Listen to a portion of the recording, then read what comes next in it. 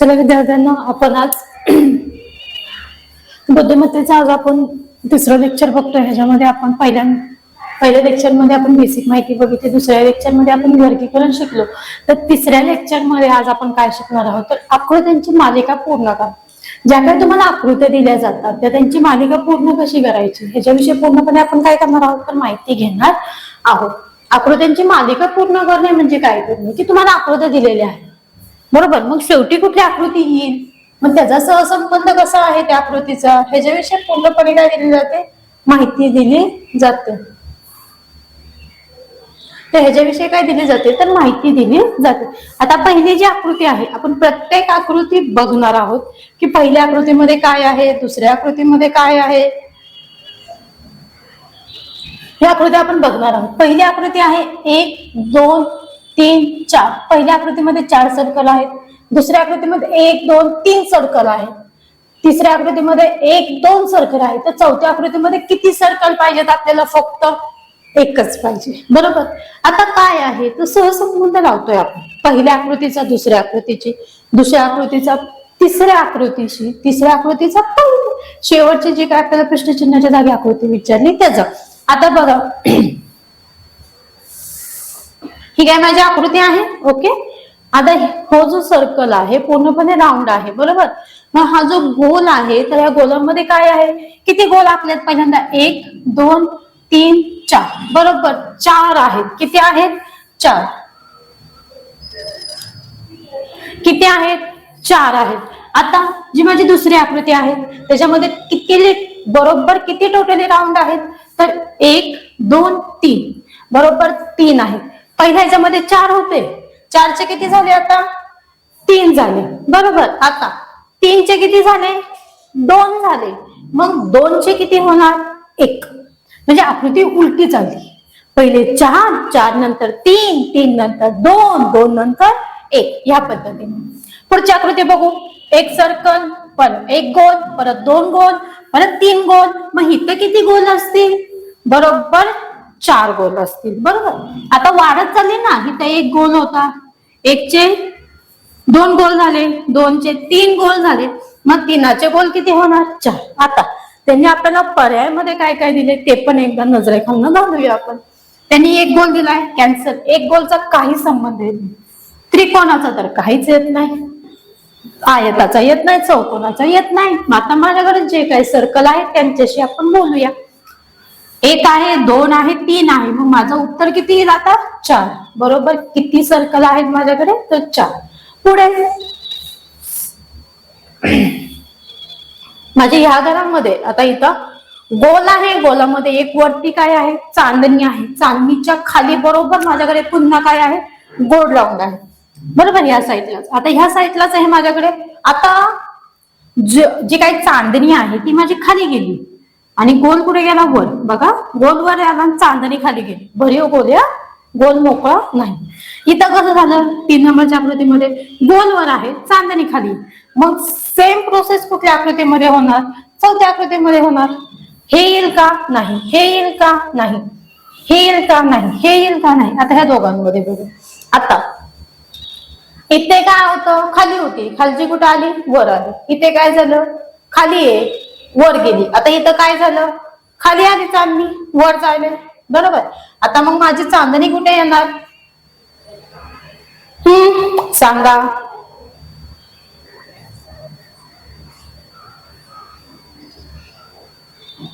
माझी चांदणी वर येणार आहे, त्याच्या खाली काय येणार आहे, माझा गोल येणार आहे.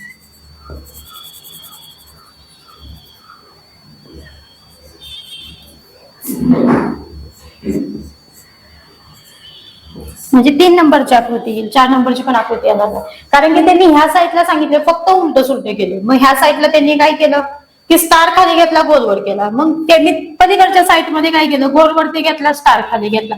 मग त्याची शेजारची आकृती सेम ह्याच प्रोसेस मध्ये होणार ना, की काय होणार, की माझा काय वर येणार आहे, तर माझा स्टार वर येणार आहे, बरोबर. आणि गोल कुठे येणार आहे, माझा बरोबर खाली येणार आहे. माझी 3 नंबरची आकृती कशी आहे, तर बरोबर आहे. सेम प्रोसेस मध्ये बघू आपण 4 नंबरची आकृती.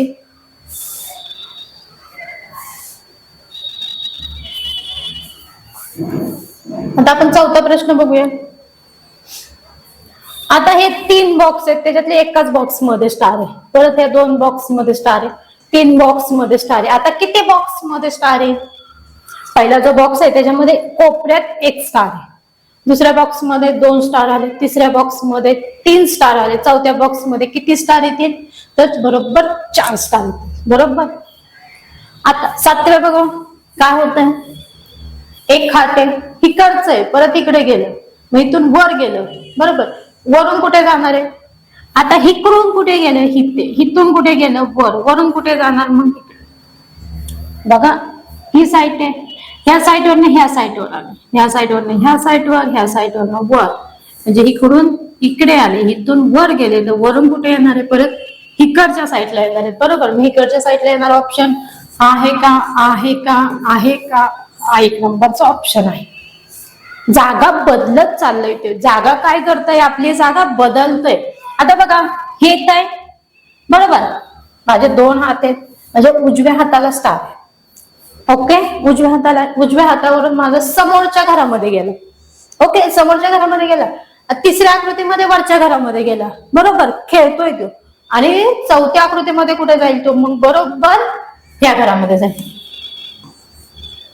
माझं ऑप्शन किती नंबर आलं? 1 नंबरचं ऑप्शन आले ना आहे. पुढे आता स्टार दिलाय, गोल दिलाय, परत स्टार दिलाय, गोल दिलाय, तर संख्या आपल्याला चिन्हांची मालिका काय करायची आहे? तर पूर्ण करायची आहे. चिन्हांची मालिका काय करायची आहे? तर पूर्ण करायची आहे. चिन्हांची मालिका कशी पूर्ण करायची? तर बघा आता इथं स्टार आहे, इथं गोल आहे, इथं स्टार आहे, इथं गोल आहे, इथं स्टार आहे, मग इथं काय असणार? स्टार नंतर काय येतोय? गोल, परत स्टार, परत गोल, परत स्टार, परत गोल. बरोबर. याचा काही संबंध येतो का इथं? काहीच आहे. इथे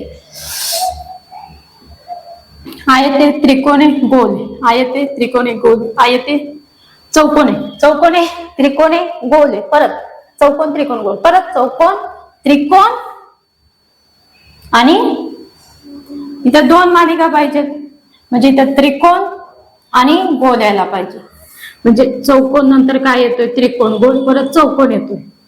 बरोबर. मग काय येणार आहे? त्रिकोण आणि गोल. ओके. आता इथं 2 पर्याय निवडा असं तुम्हाला असेल.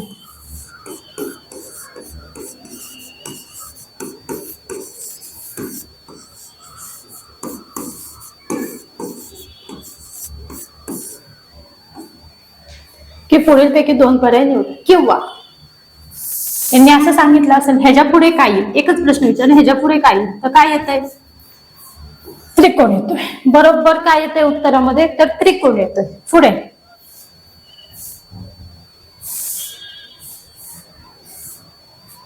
आता बघा हार्ट शेप आहे 1, 2, स्टार आहेत 2, सर्कल आहेत 2, परत हार्ट शेप आहे 2. मग पुढे काय येईल? 2 हार्ट शेप, 2 स्टार, 2 गोल, 2 हार्ट शेप. पुढे काय येईल मग आपलं उत्तर? बघा बर, विचार करा काय येऊ शकतं. स्टार येतोय का राऊंड येतोय? सर्कल येतोय तर काय येतंय? ओके. बी नंबरचा ऑप्शन येतोय आपला. स्टार येतोय. पुढे 4 नंबरला ती बघा आकृती बघा, त्रिकोण, चौकोन, त्रिकोण, चौकोन, त्रिकोण, नंतर काय येणार आहे? ऑटोमॅटिकली आपला चौकोन येणार आहे. पुढे गोल आहे, चौकोन आहे, त्रिकोण, स्टार आहे, परत गोल आहे, चौकोन आहे, स्टार आहे, गोल आहे, परत गोल नंतर काय येणार आहे? तर 1 नंबरचं ऑप्शन येणार आहे. आकृत्यांचा फक्त त्यांनी काय सांगितलंय? क्रम ओळखायचा आहे की कोणानंतर कुठली आकृती, कोणानंतर कुठली आकृती, कोणानंतर कुठली आकृती, एवढंच आहे ह्याच्यामध्ये की आकृत्यांचा क्रम ओळखणे. आता गटातनं बसणारा शब्द ओळखायचा आहे आपल्याला की पुढीलपैकी गटातनं बसणारा शब्द कोणता आहे. आता बघा कुठल्या प्राण्याला कुठले प्राणी म्हणतात ह्या गोष्टी पण आपल्याला काय पाहिजेत? माहिती पाहिजेत. आता सिंह, वाघ, गेंडा आणि बिबट्या हे 4ही प्राणी जंगलात राहतात. बरोबर आहे? बरोबर आहे. सगळेजण म्हणतात नाही वाईल्ड अॅनिमल आहेत, हे जंगलामध्ये राहतात. बरोबर आहे. हे जंगलात राहतात. कोण कोण जंगलात राहतात? सिंह जंगलात राहतो, वाघ जंगलात राहतो, गेंडा जंगलात राहतो, बिबट्या जंगलात राहतो. मग बाहेर काय काढू? एकतर हे जंगलात राहतो. आता ह्याच्यामध्ये शाकाहारी कोणी आहे का? तर आहे. गेंडा हा प्राणी आहे, तो काय आहे तर शाकाहारी आहे. बाकीचे तीनही प्राणी काय आहेत? मांसाहार करतात, बरोबर. पण गेंडाला कधी मांसाहार करताना बघितलंय का कोणी? नाही. तर गेंडा हा शाकाहारी प्राणी आहे. कळलं ना? मग पहिल्या ह्याच्यामध्ये काय बाहेर निघालं तर गेंडा. गेंडा का बाहेर काढला हे कळलं? कारण की तो एकटा शाकाहारी प्राणी आहे म्हणून मी त्याला बाहेर काढले. बाकीचे तीनही प्राणी मांसाहार करतात. पुढे गुलाब, मोगरा, कमळ, पोपट. काय आहे? गुलाब आहे, मोगरा आहे, कमळ आहे, पोपट आहे. आता बाहेर कोण काढू? मी गुलाब बाहेर काढू, मोगरा बाहेर काढू, की कमळ काढू, की पोपट काढू? मी कोणाला बाहेर काढू? गुलाब फुलाचं नाव आहे, मोगरा फुलाचं नाव आहे, कमळ फुलाचं नाव आहे. मग बाहेर काय निघल? पोपट. पोपट काय? पक्षी आहे, बरोबर. मुंबई, पुणे, नाशिक आहे आणि गंगा आहे. आता मुंबई जिल्हा आहे, राज्य आहे, काय? पुणे जिल्हा आहे, राज्य आहे, काय? नाशिक जिल्हा आहे, राज्य आहे, काय? काय काय वाटतं हे तिघ जण काय असतील? आणि गंगा ही नदी आहे, हे मला मान्य आहे की गंगा ही नदी आहे. पण हे तिघ जण कोण आहेत? पुणे जिल्हा, नाशिक जिल्हा, बरोबर, हे जिल्हे आहेत, बरोबर. मग महाराष्ट्रामध्ये एकूण किती जिल्हे आहेत? ह्यांच्याविषयी तुम्हाला माहिती पाहिजे की महाराष्ट्रामध्ये किती जिल्हे आहेत, बरोबर. आता मग बाहेर काय निघाले? आपली गंगा नदी. बाकीचे जिल्हे आहेत, फक्त गंगा नदी काय निघते? आपल्या गटातून बाहेर पडते.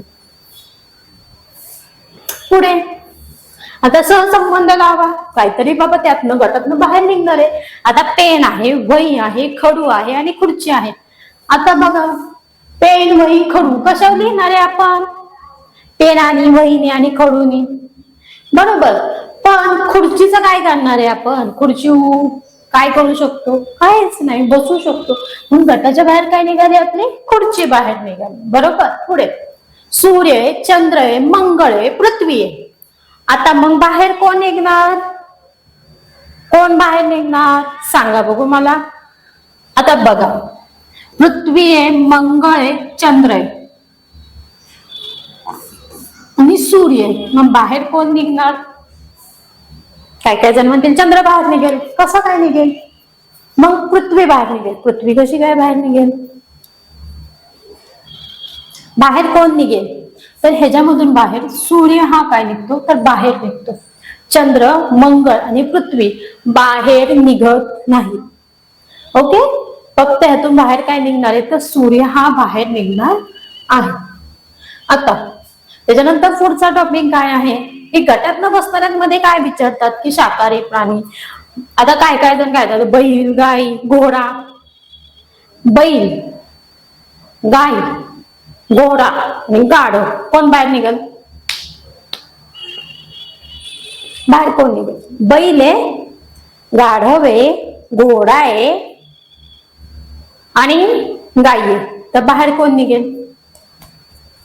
कुठला प्राणी बाहेर निघेल सांगा बघू.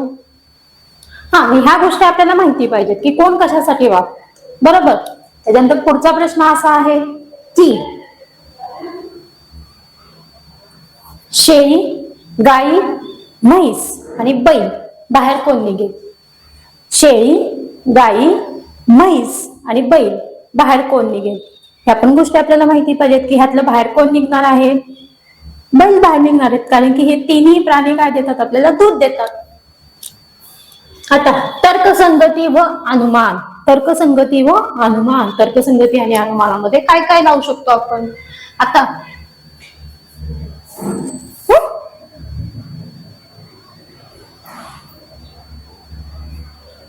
आता बघा, रमेश हा सुरेश पेक्षा उंच आहे पण गणेश पेक्षा उंच नाही. आता काय करायचं? प्रश्न काय विचारलाय? रमेश हा सुरेश पेक्षा उंच आहे. पहिलं,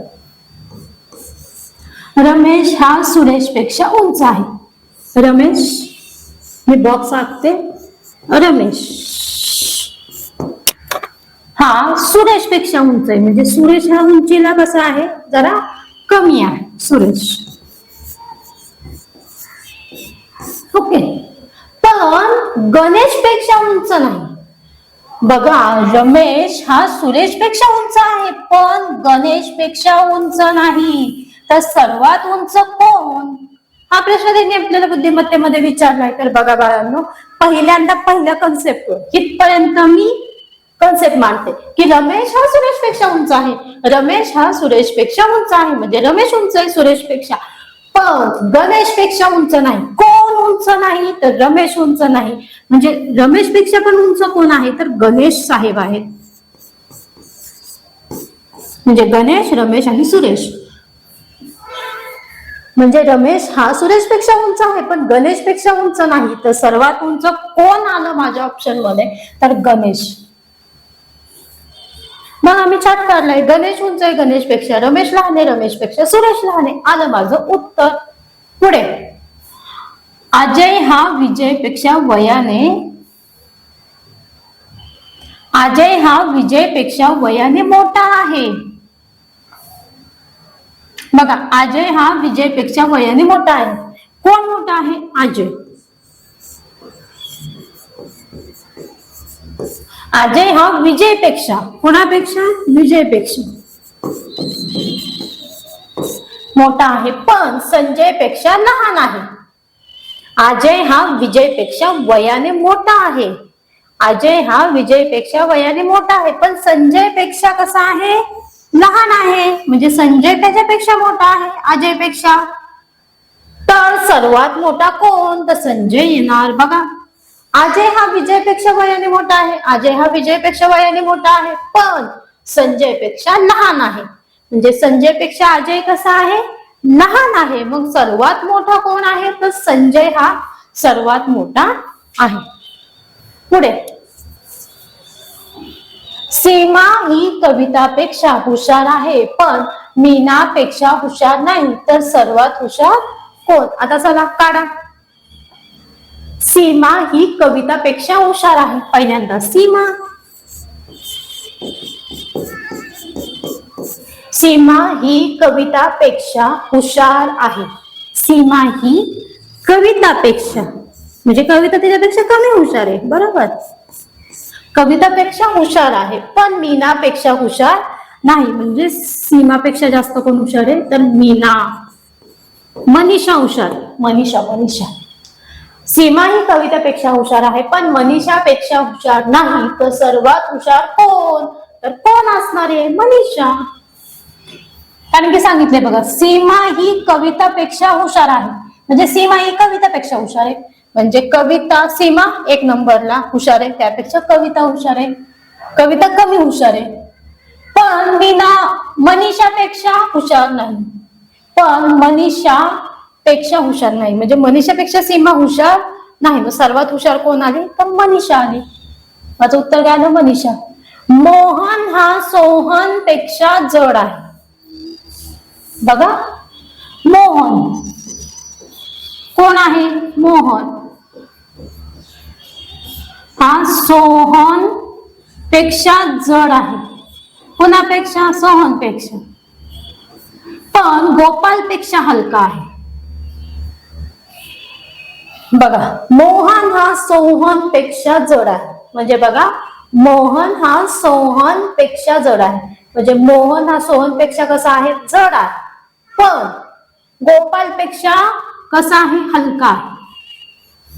कसा आहे? हलका आहे. म्हणजे एक नंबरला कोण येणार? माझा गोपाळ येणार. तर सर्वात जड कोण? ऑब्विसली गोपालपेक्षा हलका आहे ना मोहन. मग सगळ्यात जड कोण असणार आहे? गोपालच असणार आहे. बरोबर, कोण असणार आहे? तर गोपाल असणार आहे. पुढे, अमित हा समीर पेक्षा लहान आहे. बघा, अमित हा समीर पेक्षा लहान आहे. कोण लहान आहे? अमित हा समीर पेक्षा लहान आहे. अमित जो आहे तो समीर पेक्षा कसा आहे? लहान आहे. हा अमित आहे, हा समीर आहे, लहान आहे, पण प्रवीण पेक्षा मोठा आहे. लहान आहे पण प्रवीण पेक्षा मोठा आहे. तर सर्वात लहान कोण? बघा, अमित हा समीर पेक्षा लहान आहे. अमित हा समीर पेक्षा लहान आहे. म्हणजे कोण इथं आलं? समीर आलं. इथं कोण आलं? अमित आलं. अमित हा समीर पेक्षा लहान आहे. अमित हा समीर पेक्षा लहान आहे, बरोबर. पण प्रवीण पेक्षा मोठा आहे. अमित हा समीर पेक्षा लहान आहे, पण प्रवीण पेक्षा मोठा आहे. तर सर्वात लहान कोण आलं? समीरच आला. समीरच आला. आता कसं बघा, अमित हा समीर पेक्षा लहान आहे. अमित हा समीर पेक्षा लहान आहे, म्हणजे समीर पेक्षा कोण लहान आहे? अमित लहान आहे. पण प्रवीण पेक्षा मोठा आहे. पण अमित कसा आहे? प्रवीण पेक्षा मोठा आहे. तर सर्वात लहान कोण आलं? मग कोण राहिलं? समीरच राहिलं. मग सर्वात लहान कोण आहे? समीर आहे. इथपर्यंत सगळ्यांना कळालं? आपण आकृत्या बघितल्या, क्रम बघितला आणि काय बघितलं? तर्क आणि अनुमान बघितलं. तर्कसंगती आणि अनुमान हा टॉपिक आज आपण इथे बघितलेला आहे. थँक्यू.